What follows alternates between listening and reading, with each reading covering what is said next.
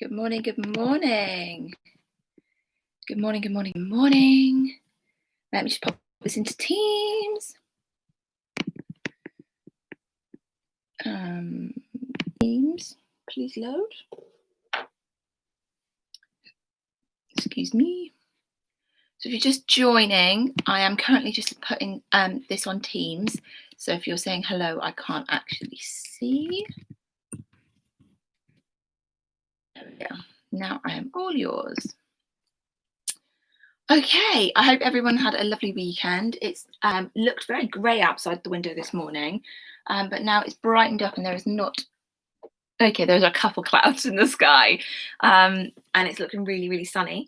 Hopefully a few of you will be able to come and do this now because you're not at school. But we are going to be looking at our last question in Whitechapel, and the plan is that we were looking at this particular question. It's only 4 marks, but it's a little bit fiddly in how you've got to do it.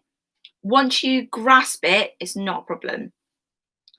And then on Wednesday, I think your lesson is.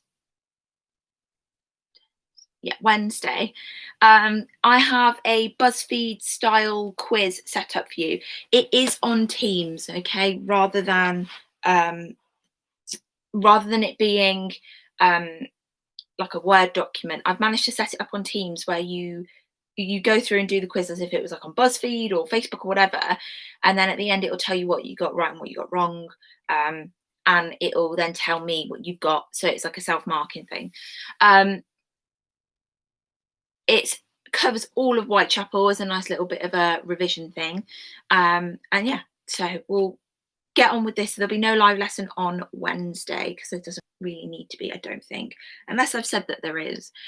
Your work will go up tomorrow at 8 a.m. As your work went up yesterday at 8 a.m. because I'm just trying to make sure it is 24 hours in advance, or a good 24 hours in advance, so that you've got enough time if you are in school to kind of prepare for what GAF is really. Right, let's have a look at this fiddly one. Now, there is no secret that this is particularly... Well, right, let's start that sentence again. It is no secret to the Year 11s that have just left, to my colleagues in the history department, that this is the question I hate the most. It is redonkulous. But even though the question in itself seems a little bit silly for what they want you to do, it is for valuable marks. It is a question that actually you could get dead easy, and that can be, along with question 1 with the features, if you are not feeling confident on the pluck question, that can raise it up, okay? Because these 2 questions, question 1 and 3, that are 4 marks, combine it together, are half of your Whitechapel section. So they are really valuable. Again, they are my least favorite question, this one, but it has got, you know, it holds a quarter of your marks for your Whitechapel section. Here's my tea. A little nod to Plymouth Argyle, apart from the Ginsters. So, how do we tackle this? Now, the question will state is, how could you follow up source A that you've seen in your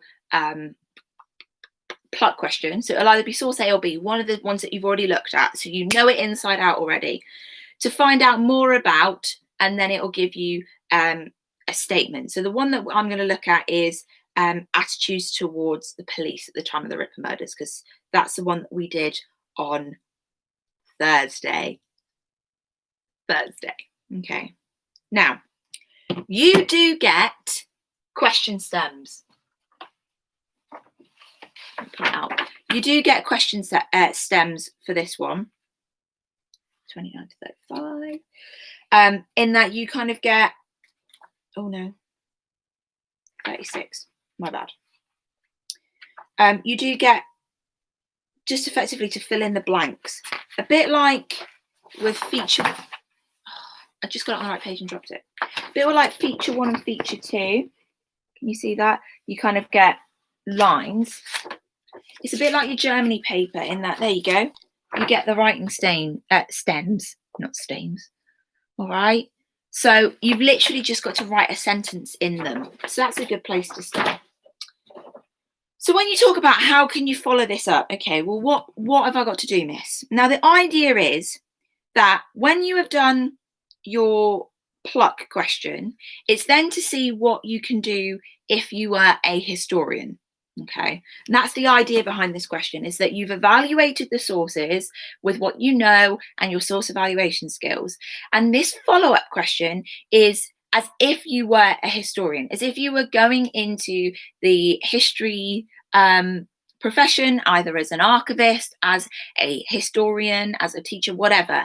How would you follow up the information that you received from question 2A, from your pluck question, and find out something else from it? How would it lead you in a whole inquiry? Not just a question on its own. How would you make it into a bigger inquiry that you needed to talk about, to look at and investigate as a historian? And I've done that quite a lot. Okay, now the best way to explain this is for me to do it and explain how I'm doing it as we go along. Okay, so your first sentence starter that you get is this.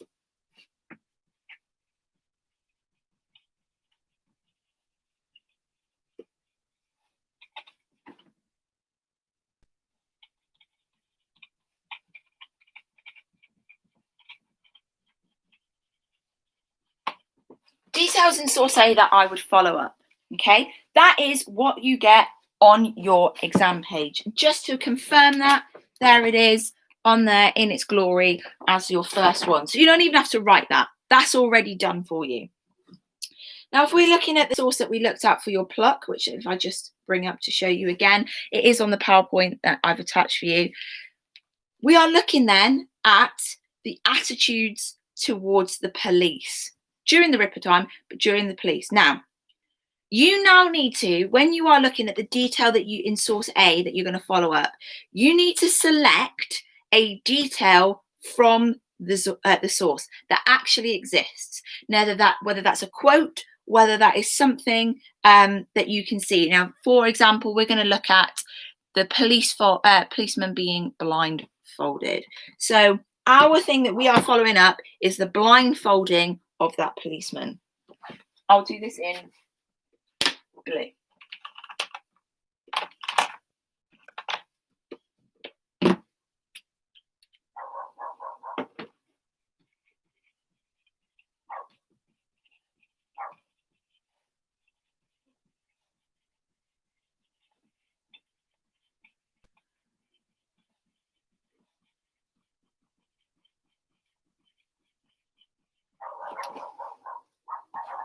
Oh, dogs are giving it beans. Excellent.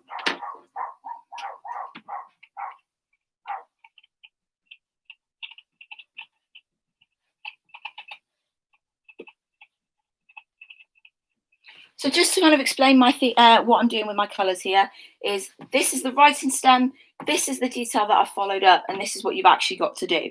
So we can see that the sketch shows a blindfolded policeman. Great. I've said the policeman has been sketched as blindfolded. Brilliant. Job's a good one. And that is a detail that I can actually see in the source. The next then, that is potentially one mark. However, your marks then for this particular detail is entirely linked into your next section. And they ask you then for a question I would ask.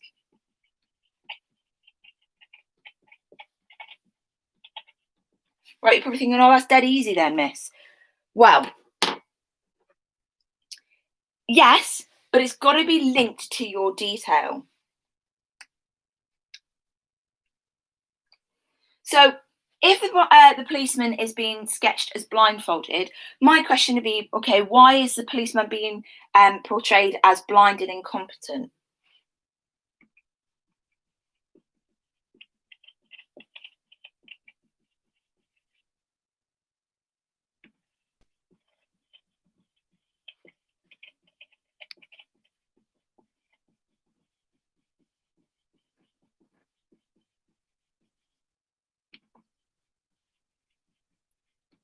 Okay, why is he being shown like that? Now, this question must link to your detail.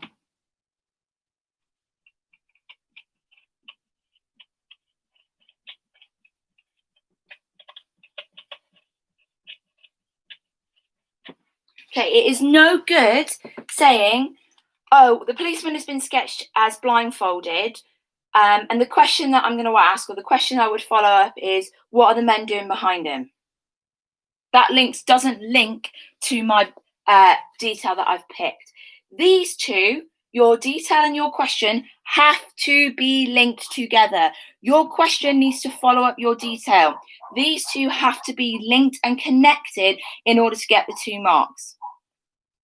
The way that I have personally interpreted the mark scheme, and I could be wrong, so, is that if you pick out a detail but don't use the question properly to follow it up, it could mean that an examiner has the ability to give you nothing. You might get a nice examiner that says, okay, you can have the 1 mark for the detail, but the mark scheme does allow for a little bit of leeway, and if your question doesn't follow your detail, the examiner has an excuse to give you nothing for them. Okay. Your next little bit, or your next line that you are given, is, what type of source can I use?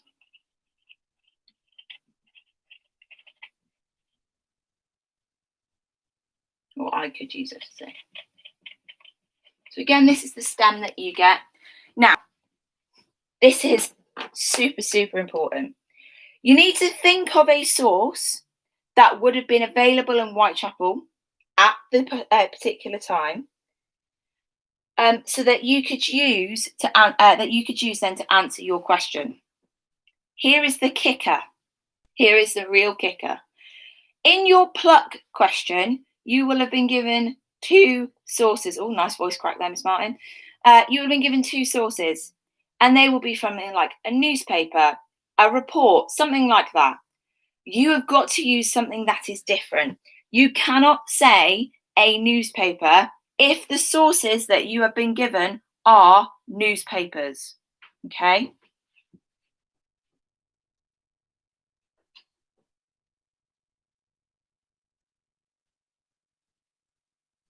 All right. So I put in there cheap local newspapers. I'm going to change that, and I would say, yeah, I suppose that would work.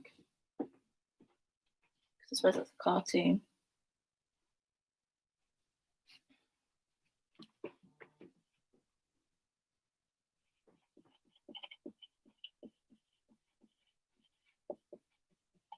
Punch is a magazine rather than a newspaper.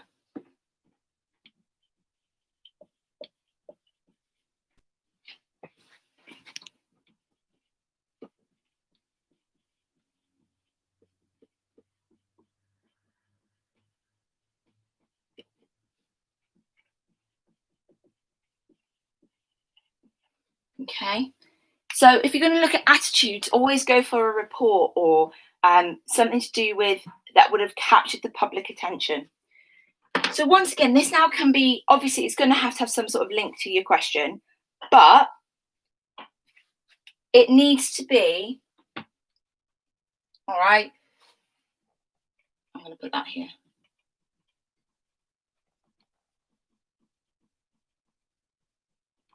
It needs to be different source as much as you can.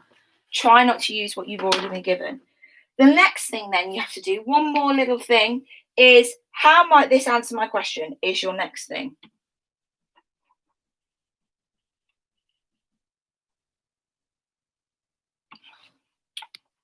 Just have if you actually write it correctly.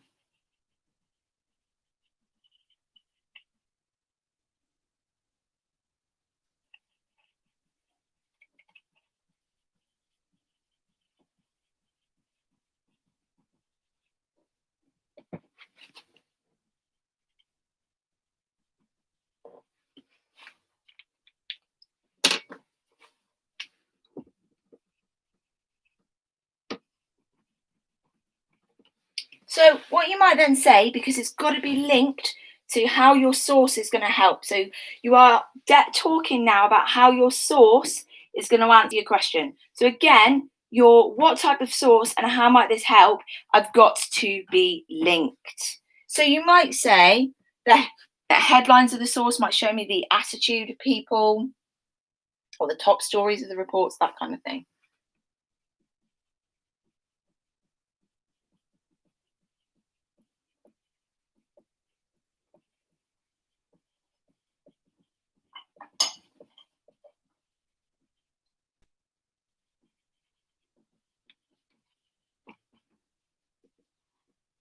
Hello, Chloe.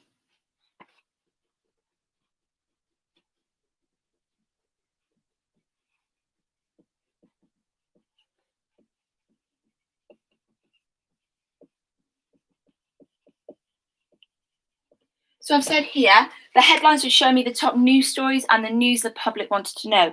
Because remember, the job of a newspaper is to sell copies. Now, if you are talking about Jack the Ripper, if you've got a serial killer going around ripping prostitutes and killing them really brutally, people are going to want to know what's going on. So that's going to be a top news story. So once again, this has got to be linked to the source you have chosen. And once again, the mark scheme is very subjective here for us as markers.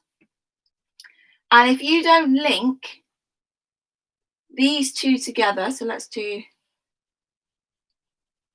that with that. And that with that, you do give the examiner room to not give you the marks, okay? You do give them that allowance that they might not be able to give you the full 4 marks. Now, I'm not saying that definitely will happen and examiners are all nasty. I'm not saying that. But you know as well as I do that I'm a harsh marker. And when I was marking the Cold War last year, I was much harsher than other examiners. Okay, so you've got to link the detail and the question together. The question cannot go without the detail. The detail's got to come directly from the source and your question has to be linked to that specific detail. You then need to use a type of source to answer your question, but it has to be different from the sources that you have been given. That being said then, the source that you use links to how it might help you answer your question. And those two have got to be linked together to get the 2 marks. All right. Now, I've kept the same question for you in your practice one, but I've just changed the different sources, okay, for your first practice one, this one here, with the policeman blowing the whistle in Mitre Square. All right, I want you to have a go at this. It is a little bit fiddly and a little bit annoying, but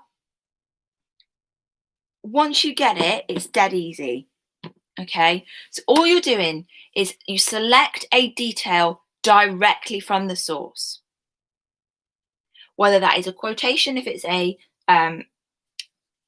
what's it called? A written source, or it's a description of something from an image, like what we've just done. Your question then needs to be linked directly to your detail. They cannot wander from one another. You then need to think of a source that we have looked at. So you can look at maps, you can look at police reports, you can look at newspapers, you could maybe look at letters from the Home Secretary or Charles Warren, you could look at Penny Dreadfuls, which are the local newspapers. You could look at newspapers, national newspapers, to see what it was like over the country. So lots of different types of sources. So a different type of source from what you've already been given in the previous question. Now, obviously, that doesn't quite apply to our practice ones because I haven't given you the full question, but just something different from what the source is suggesting. So if it's given you a newspaper, you can't use a newspaper. If it's given you a police report, you can't use a police report. Try and use something different. It's much, much safer. And then once you've selected a different source from the question, you then say how it's going to help you answer the question that you did in this bit here. but it has to be relevant to the source that you have selected. So you can't say that you're going to use a police report, and then you're going to see how it would help me because it would show the attitude of the public. Police report ain't going to do that. Okay, so it's got to be how it helps you answer your question. It's got to be relevant to the type of source that you select. I'm just going to move this forward so that you can screenshot this, or you can pause the video so that you know what you're doing. Again, I've color coded it. So this is the STEM that you get on the paper. This is the answer that I've given as an example, and this is my advice.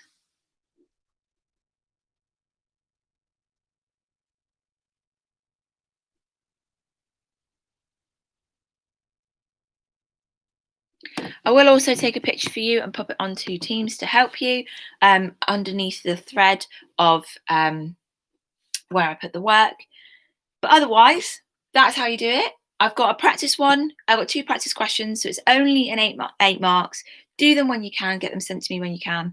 And I will speak to you next week. See you later. Bye.